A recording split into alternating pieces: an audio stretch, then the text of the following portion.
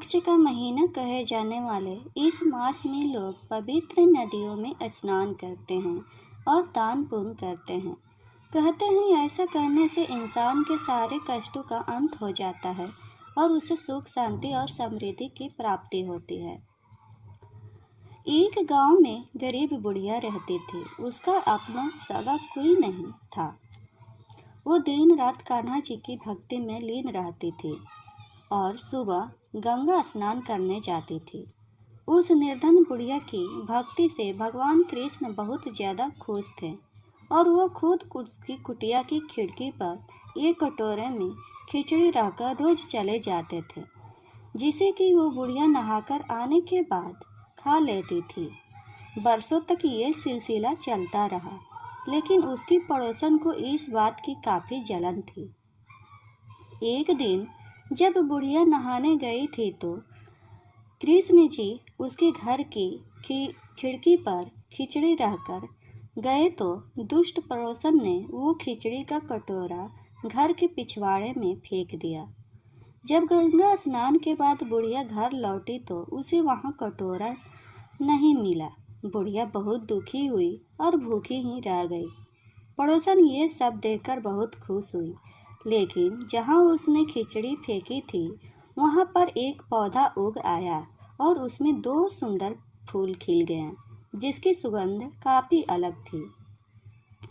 एक बार राजा उधर से गुजरे तो उन्हें वो सुगंध काफ़ी अच्छी लगी। वो दोनों फूल तोड़कर रानी के लिए ले आए, जिसे सूंघते ही रानी गर्भवती हो गई और उन्होंने 9 महीने बाद 2 जुड़वा बच्चों को जन्म दिया।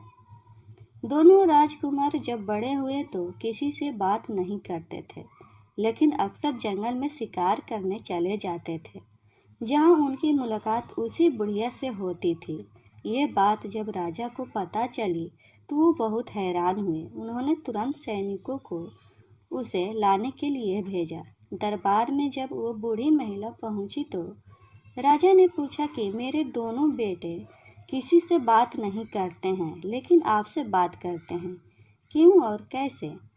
इस पर बुढ़िया ने कहा कि मुझे ये सब तो नहीं पता, लेकिन हाँ, मैं तो अपना खिचड़ी वाला कटोरा खोज रही थी। तब एक दिन ये दोनों मुझे मिले और कहने लगे कि मैं आपका कटोरा हूँ और मैं ही आपकी खिचड़ी हूँ, और तब से ये मुझसे मिलने आने लगे।